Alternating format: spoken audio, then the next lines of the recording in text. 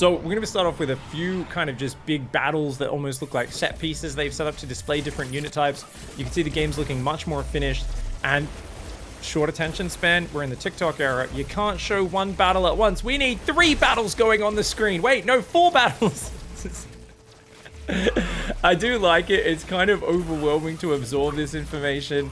I was excited because I see stutter stepping. I see melee units trying to surround. I see drops happening. I see AoEs. I see big circles indicating some sort of splash damage. There's a lot going on at once. Let's go back and go through this clip little bit by little bit, shall we?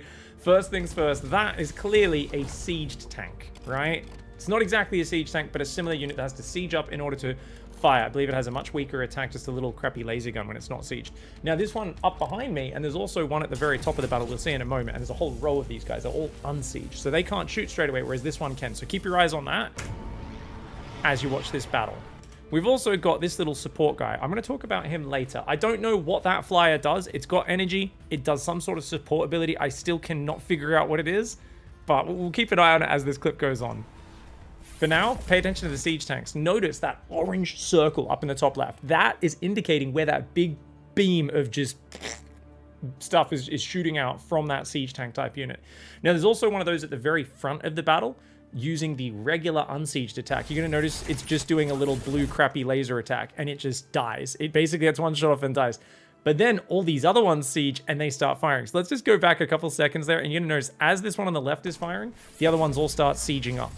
Notice they all siege up there, and then they also start firing. However, ignore the battle on the right side. Get rid of this TikTok crap. Notice they all fired on the exact same location. And you might be thinking, wait, isn't that massive overkill? It definitely is. This is the least effective way to use this unit. I love that in the display battle, they're showing someone with bad micro who should be split firing these at different areas. What ends up happening, right, is once they siege, they automatically, like all units in an RTS, are shooting at the frontmost, most exposed unit, which happens to be those guys up over there where you see that orange circle go. Unfortunately, I'm pretty sure one shot is going to kill these army of little dudes that are charging forwards anyway. So obviously this is terrible, terrible overkill all on that one circle. And you can see it leaves what appears to be an area of effect damage over time, that big blue circle that remains there. And then they all shoot a different area, all in the same spot. So massive overkill, but then we finally see them start to shoot different targets just because naturally they're acquiring whatever's closest to them individually. They start to get a little bit more effective as the fight goes on, but I think that was a great example of how not to use this unit. I am hoping with a unit like that, you can target the shot on the ground, because that looked like a very bad way of using it. Whereas if you could manually be like, hey, you attack ground here, you attack ground there, and you kind of spread their shots out across the enemy so they can't dodge as easily, an investment in what was probably a very expensive unit, and getting so many of them might actually pay off. That's cool. What's interesting is I've never played this game. I don't know what these units are, but I'm immediately recognizing what things are. This tells you all about visual clarity. And also, you could say, oh, well, they're just using the tropes of RTS games. Or most RTS games, you do see a lot of patterns. It's all based on warfare. There's a lot of similar things that we're going to find across it. But anyways, more importantly, what are these other guys? At the front line, you're going to see what is the mech we've seen a lot from the very first get-go. That's a unit we've seen a lot of concept art for. I don't know what it's called. I can't remember if it has a name or not. It's just a dude with a Gatling gun and a jetpack, and they're on the front line. But what's interesting is behind them, this middle layer of units, you guys are going to see them with the white on them. They've got crosses on their shoulders. That's right. That, I believe, is called the MedTech. And we know this because Loco tweeted this out, actually, the other day. They must have given him a bit of a secret scoop on the inside. He said, exciting day on June 7th. Here's a very first look at one of the Play Stormgate units. This one's called the MedTech. What do you think it will do in Stormgate? Thinking face. And they've given him this nice little video of it dropping down. He says, I think it's a unit specialized in medical and technical support, probably some sort of healer with other support-like abilities. First look at gameplay releases on Sunday, obviously talking about what we're talking about right now. So that is the MedTech, right? So let's pay attention to what the MedTech's doing in this clip. So you're going to notice the MedTechs are automatically going to start shooting, but the moment friendly units started taking damage, so there was like a little attack. If you guys pay very close attention, notice there's a few little bullets kind of coming out of those two. So 2 of them just do their little very low damage auto attack. But the moment all these mechs in front of them start taking damage, they're all going to start popping down heal over time spells. And you're going to see that we've got damaged health bars on as well, if you guys are wondering. Their energy, it takes about half of their energy to put one of those heal over times. Now, I'm imagining it maybe heals based on that unit's max hit points. I'm not sure. Otherwise, it may be something kind of like Rejuvenate from the Spirit of the Claw in Warcraft 3. Either way, they're going to spread those across this line of mechs, and that's going to allow them to survive a lot longer. You see the big green glow effect? Very obvious. That seems to be the only ability they're using other than their auto attack in this fight. And their auto attack seems pretty weak, but very good for kind of healing up your front line. And I'm sure they've got another ability, but it's probably something quite niche.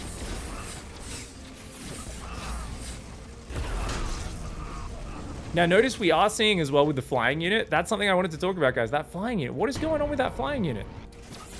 All right, so the flying unit's just patrolling back and forth for cute effects. It is actually shooting as well, but it's doing almost no damage. So I really wonder if this flyer has an aura. I don't see any sort of sign of an aura buffing the nearby units. Like in Warcraft 3, they'd have like a glow around them to show that they've been buffed. And you can see it's doing this very, very crappy attack on that one little soldier there on the front line. So I figure it's, I don't know, a science vessel and a fairy dragon had a baby, is what it looks like to me. I don't know what it's called. You guys, I'd love to hear your ideas on what the hell that thing actually does. Obviously, I've been focusing on the red side. Let's talk about the blue side of this battle really quickly as well. So, front layer, we've got Reavers. It's a dude with a big bloody blade, clearly a kind of late early game melee unit.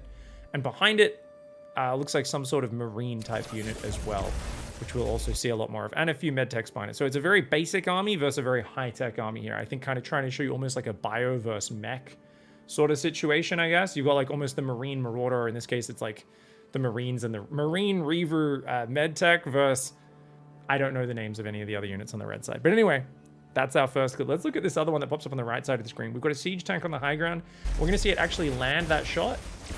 And bam, it does pretty good damage, but it's not as impactful as you'd think, right? Those two guys on the right side only copped a little bit of the splash damage. Medtech's down to half-life, and it did do maybe a little bit of damage over time, but it didn't really seem to do that much, and that kind of surprised me. So I'm feeling like in the current state of balance, that siege tank type unit is maybe a bit underpowered, to be honest, because it looks like it's really easy to dodge, and it doesn't do that much damage even when you fail to dodge it.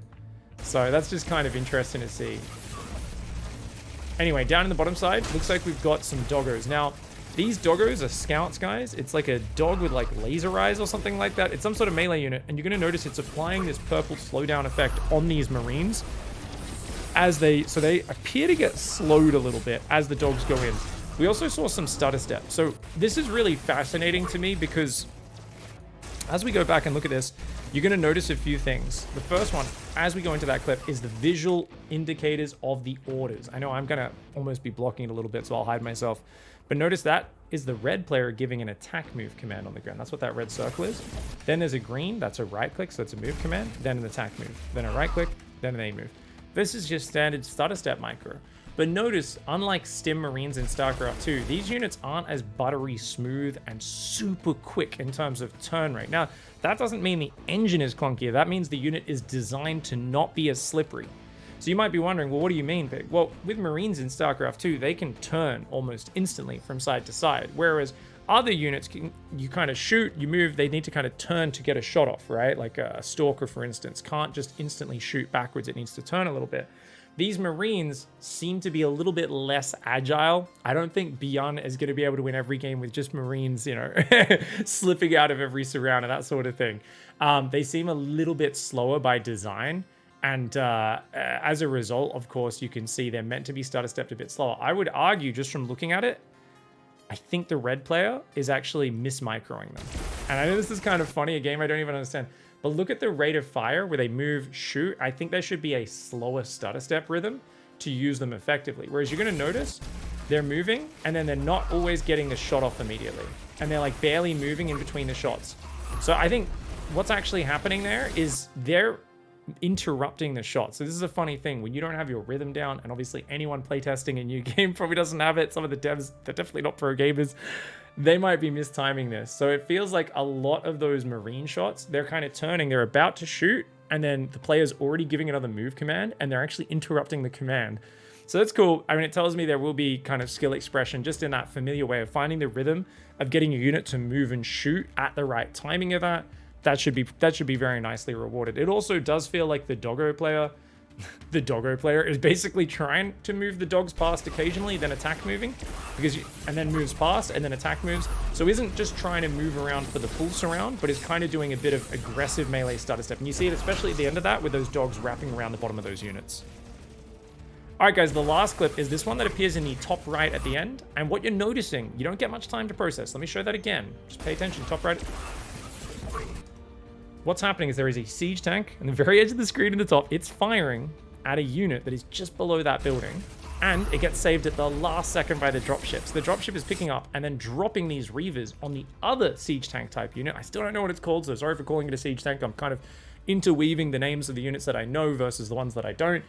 And that siege tank there is going to get friendly fired by the other siege tank. So this is, we know there's drop zealots on the enemy siege tank, get them to friendly fire each other. A lot of friendly fire went down there. Awesome classic move.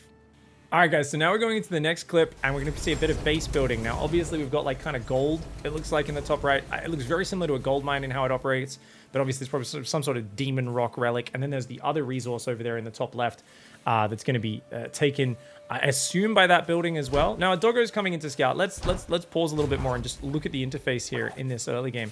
So check this out. We've got supply. We've got that secondary resource, which I haven't started mining yet. You can see 0 out of 4 workers on it. Very clear interface up on that top right.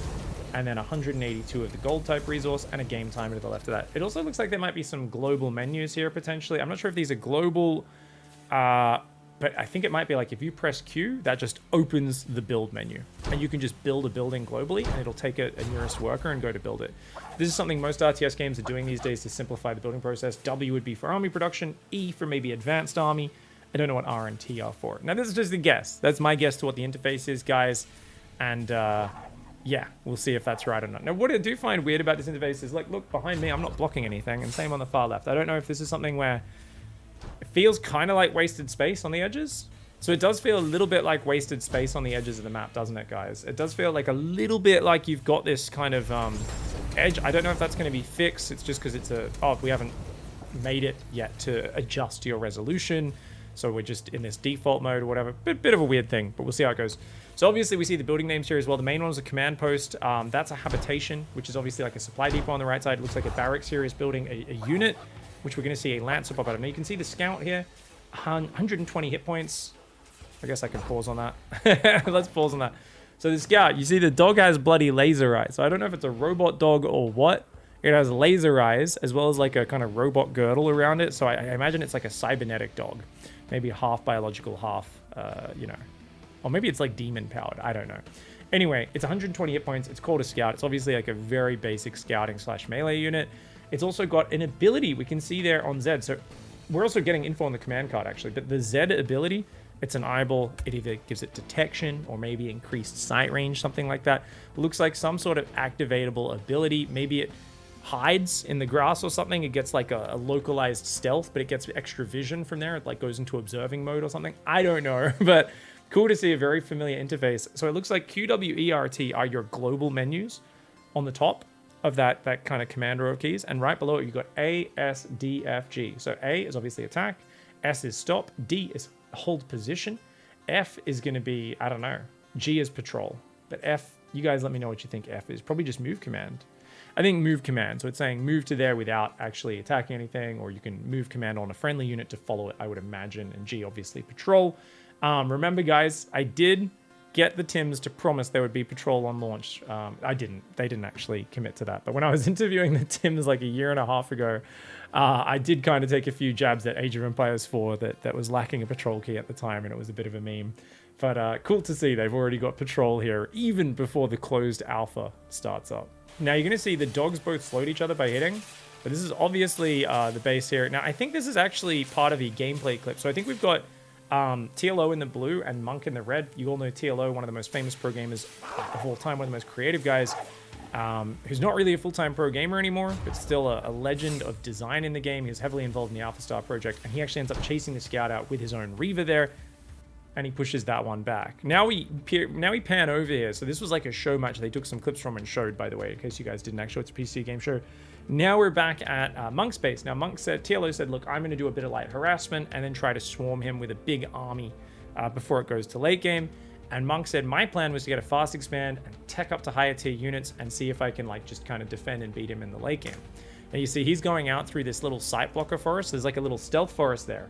Interesting kind of note on the terrain. Pops out, goes, oh my lord, there's a surprise army coming here. Now, interesting guys, I think we're getting a view into what that Z ability might be. It might be a passive.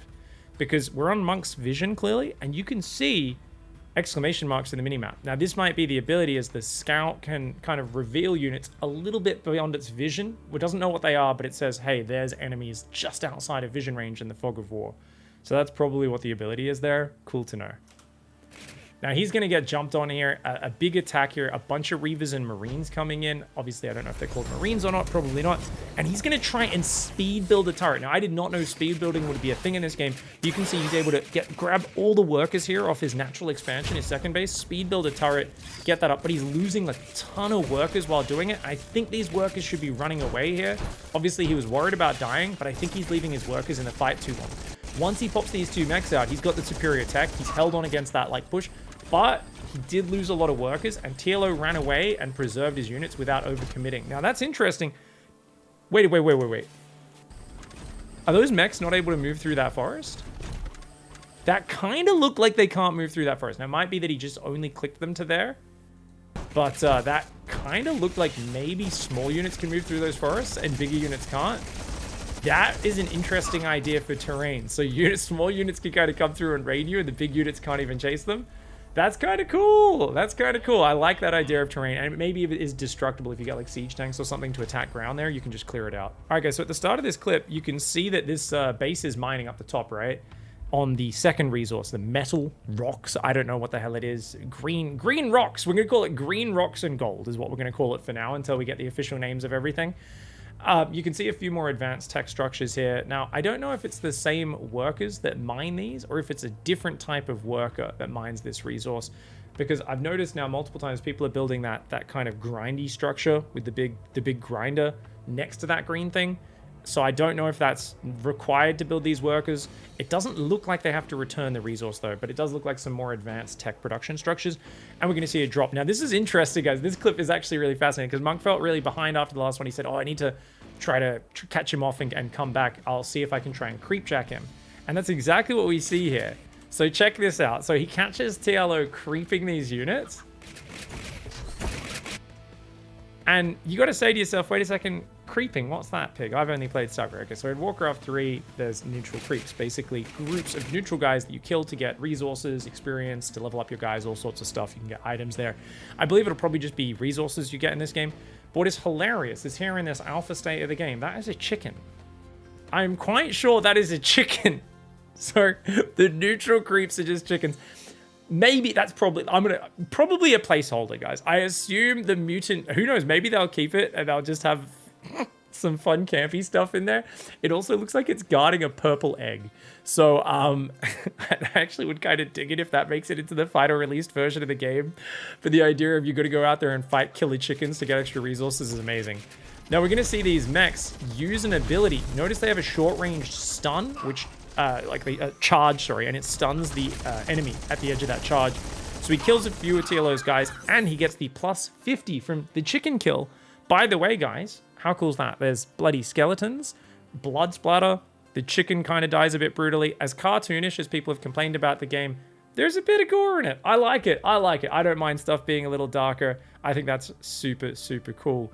I do wonder what the plus 50 is, though. Is it just plus 50 gold? Is it plus 50 green rocks? Is it something else entirely? I have no idea. You guys let me know your own kind of thoughts on what that might be. Now we see TLO coming in with a bit of a counterattack. I'm not sure if this is from the TLO game or not, actually. I guess this must be, but it must be a bit later on. And you'll notice this is a situation where they're both using the dropship to dodge each other's attacks. That's kind of cool. But notice it's not just a dropship. This is a warp prism. Notice the pickup range on this bad boy as we rewatch this clip a few times. Now, Monk goes for a charge. I wonder if that was autocast, because I think that was a bad charge. Notice how his siege tank down the bottom is out of range. He should have only stunned the enemy once they were in siege tank range, so it can then actually land a shot on the stunned units. Instead, he's charging into a superior force, so maybe that's an autocast ability. I'm not 100% sure, or it was just a bad call by him. But notice as the siege tank fires, TLO pulls to the left, but he also picks up those units and completely avoids the siege tank shot. He's also got the med tech in the back healing his units, and he does completely dodge that shot as well, gets on top and routes that army. So now we see Monk, he's got these guys. Can they move through the forest? Ah, okay, so they can definitely charge through the forest and destroy it. So I was wondering that. So they can charge, but TLO is coming with a two-sided attack. He says, hey, you've got big splash damage siege tank type units. I'll charge in from both sides.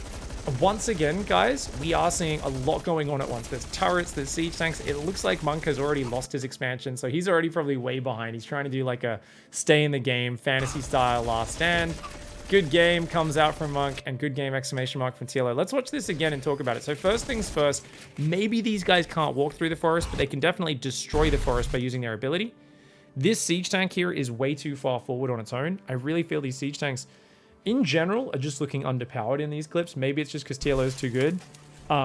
Against noobs, they're probably quite good, but against someone as good as TLO, he's too good at dodging it. But notice they can get picked up while sieged. So what Monk does, he picks that unit up, pulls it to the back. Unfortunately, his one on the top left is out on its own as well, so it's going to get picked off. And he's got a few turrets and the like. I think what he needs to do is keep picking up these siege tanks and putting them even behind his gold mineral line, pull his workers to fire. Even then, he's probably going to be outnumbered. And you can see, I'm also not sure if this big blue AoE that those siege tank shots leave behind actually does area damage. If it does, it seems like it's very small. I think it does like a tiny burn. If you watch that last bit, look at this shot on the left side that lands on these marine type units. It does a big impact. Well, not even that big an impact. On the edge, it feels like the splash falls off very far from the center of it, and then it's slightly burning those units, but not in a massive way. So I do feel like those siege tank units look a little bit underpowered. There is another mystery here, though. I said I wanted to talk about this earlier, guys. The flyers. Look at these flyers coming in from the left. There's two of these science vessel fairy dragon things, which come in and they start tickling the dropship of Monk. But I don't see them casting any spells. Their energy bars are full. What are those units used for? And why do we keep seeing them in battles? Maybe I'm missing something in these clips and you guys have seen it, or someone else has already talked about it. They've got some secret scoop or the inside. But the bloody science vessel fairy dragon, I need to know what that does, and I cannot figure it out for the life of me. So please let me know if you guys have any theories on it, because I'm just at a loss. All right, well that's it. That's the big gameplay reveal for Stormgate, and I mean that's bloody exciting. There is another thing that's been revealed as well, and that is the soundtrack. You might notice there's been some music playing this entire time that we've overlaid over those clips. That is actually the human theme, one of the songs for the Human Resistance, maybe the main theme song. I think it's got some real kick to it. I've been really enjoying it. I think Zombie Grub said, oh, it sounds really cool, but not quite the Terran Brood War song. That's a very high standard. I agree though. I think it's got some really good feeling to it. It feels like it's very nicely produced. I like the music, and it has a bit of soul to it, and it also amps up in terms of the energy in the second half of the track as well. I think what excited me a lot about watching these clips is just seeing a lot of mechanics, a lot of interaction with the units. The lethality seems decent. It doesn't seem that low, the lethality.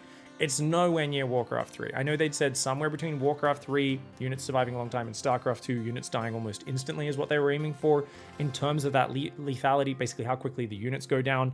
I think it looks like a pretty decent middle ground where it's not going to feel quite as brutal as StarCraft 2 fights. It's a bit weird seeing those siege tank shots get so easily dodged, I gotta say, and even when they land, not doing that big damage. For me, that's very weird, so I'm not sure how they're going to balance that one out. Maybe the unit just isn't all that expensive, so you can get more of them, or I don't know, maybe just in bigger battles, it scales really well because there's too much AoE for the opponent to effectively dodge. Overall, I mean, it just seems like pretty exciting dynamics in terms of lots of units that don't seem overloaded with abilities. You've got like, oh, the dog can see a bit further in the fog. This guy has a little charge ability, but it's not the main thing about them.